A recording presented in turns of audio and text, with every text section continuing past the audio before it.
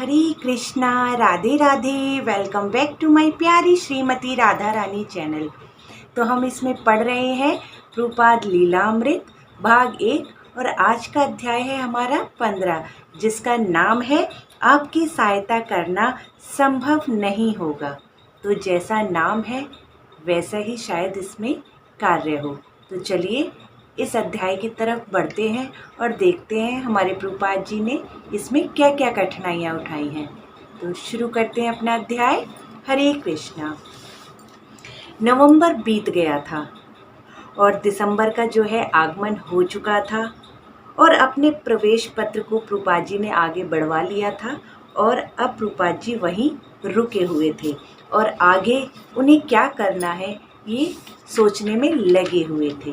शील प्रभुपाद जी इतनी ठंड में वहाँ रुके हुए थे और उनके पास केवल एक कोट था जो डॉक्टर मिश्र ने उन्हें दे रखा था। प्रभुपाद जी इतनी ठंडी में उसे ही पहनते थे और प्रभुपाद जी ने धोती पहनना अभी तक नहीं छोड़ा था। उनके जो गुरु भाई थे प्रभुपाद जी के, उन्होंने उन्हें छुरी कांटे से खाना सिखाया था, लेकिन प्रभुपाद जी ने यहाँ पर अपनी सभ्यता को नहीं छोड़ा। वो अपने हाथों से ही प्रसाद पाया करते थे।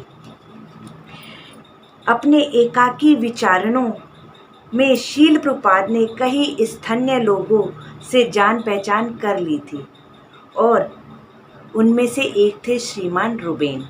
तो श्रीमान जो रुबेन है वो बताते हैं कि ऐसा लगता था, वे जानते थे कि वे कई मंदिरों के जो हैं निर्माता हैं और उन मंदिरों में बहुत सी भीड़ भक्तों की आ रही है, भक्तों का तांता लगा हुआ है, कीर्तन चल रहे हैं।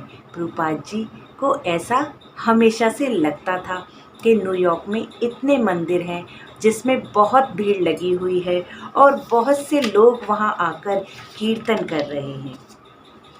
इधर 11 जनवरी 1966 को देश के जो प्रधानमंत्री थे लाल बहादुर शास्त्री, उनका दिल का दौरा पड़ने से जो है मृत्यु हो चुकी थी। तो जो थोड़े बहुत उनको प्रचार का जो मिल रहा था वो सहायता भी नहीं मिल रही थी। प्रभुपाद ने पद्म पंत जी को आर्थिक सहायता के लिए लिखा था और उनके उत्तर में उन्हें आशा हो रही थी कि वो कोई हमें आंसर जो है अच्छे से देंगे या उनकी सहायता करेंगे। जब प्रभुपाद जी को वहाँ से पत्र आया तो उसमें भी लिखा हुआ था कि आपके जो विचार हैं न्यूयॉर्क में श्री राधा कृष्ण का एक मंदिर निर्मित करने का, उसमें जो है बहुत सी कठिनाई आने वाली है, क्योंकि मंदिर निर्माण करने के लिए जो विदेशी मुद्रा हमें वहाँ भेजनी है वो हम अभी नहीं भेज सकते, क्योंकि उसमें हमें सरकार की अनुमति लेनी पड़ेगी और जो डॉलर तुम्हें भेजे जाएंगे उसमें भी हमें क्या है, सरकार की अनुमति लेनी होगी। तो वहाँ से भी प्रभुपाद जी को कोई आशा नहीं दिखाई दी।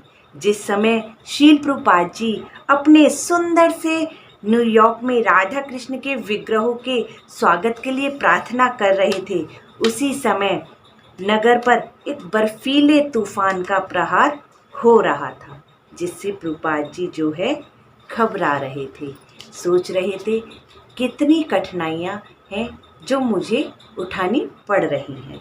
इतने पर भी प्रभुपाद जी ने अपना हौसला नहीं खोया था और जो पद्मपत सिंघानिया जी थे, प्रभुपाद जी ने उनसे भी सहायता के लिए कहा था, पर वहाँ से भी प्रभुपाद जी को निराशा ही हाथ में लगी। हर कहीं से प्रभुपाद जी को निराशा ही हाथों में लग रही थी। अब प्रभुपाद ने भारत की नए प्रधानमंत्री इंदिरा गांधी को भी पत्र लिखा और उनसे भी उन्होंने सहायता के लिए गुहार लगाई। और जब प्रभुपाद जी को अपना उत्तर मिला तो उन्होंने देखा कि उसमें क्या लिखा है कि प्रिय स्वामी जी, प्रधानमंत्री ने आपका पत्र देखा है, वे आपके उस मनोभाव की सराहना करते हैं जिसमें अब बाहर पाश्चात्य देशों में जाकर श्रीमद् भगवद गीता और भागवत का प्रचार कर रही है। लेकिन इस समय विदेशी मुद्रा की जिस विषम स्थिति में भारत है, उससे हम आपकी कोई सहायता नहीं कर सकते।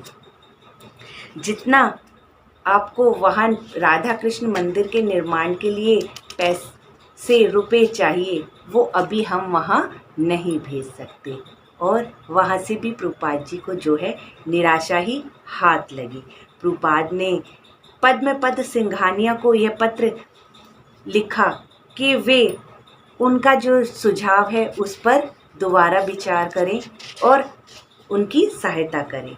लेकिन वहाँ से भी उन्हें कोई सहायता नहीं मिली। बाद में प्रभुपाद जी ने सुमति मुरारजी को लिखा कि वे ही उनकी थोड़ी सहायता करें। किसमें? कि कृष्ण मंत्र कीर्तन की संगति के लिए कुछ इंस्ट्रूमेंट वगैरह चाहिए, मृदंग चाहिए, कुछ जो भी सामान उन्हें चाहिए वो उन्हें पहुंचाया जाए। लेकिन इस बार जो सुमति मुरारजी हैं, वे उनकी मदद चाहकर भी नहीं कर पाई और प्रभुपाद जी को वहाँ से भी कोई सहायता न मिल सकी।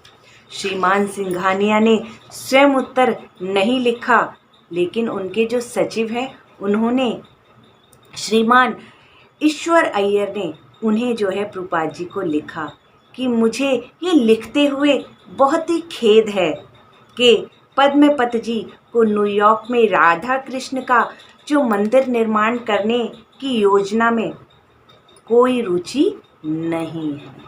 यहाँ से प्रभुपाद जी को जो है निराशा हाथ लगी और एक धक्का सा लगा। वे दिन उनके लिए सचमुच संघर्ष से भरे हुए थे प्रभुपाद जी के लिए, लेकिन वो इस संघर्ष भरे पथ पर चल रहे थे। संघर्ष और कठिनाइयों के दिन इतने बड़े थे कि प्रभुपाद जी हर वक्त कृष्ण पूजा में लगे रहते थे। उनकी जो दिव्य चेतना थी वे सदैव सर्वोपरि थी, क्योंकि प्रभुपाद जी ने अपना सब कुछ कृष्ण पर निर्भर कर रखा था। ठीक वैसे ही जैसे जलदूत जहाज पर प्रभुपाद जी को दिल का दौरा पड़ा और प्रभुपाद जी ने सब कुछ कृष्ण के हाथों में छोड़ दिया था, ऐसे ही यहाँ पर प्रभुपाद जी को हर समय ना ही ना सुनने को मिल रही थी। लेकिन प्रभुपाद जी ने यहाँ पर भी सब कुछ कृष्ण के हाथों में ही छोड़ दिया था। भगवान कृष्ण भगवत गीता में कहते हैं, जो मनुष्य सर्वत्र उन्हें देखता है, सभी वस्तुओं में उन्हें पूजता है और देखता है, उसके लिए वे कभी तिरोहित नहीं होते।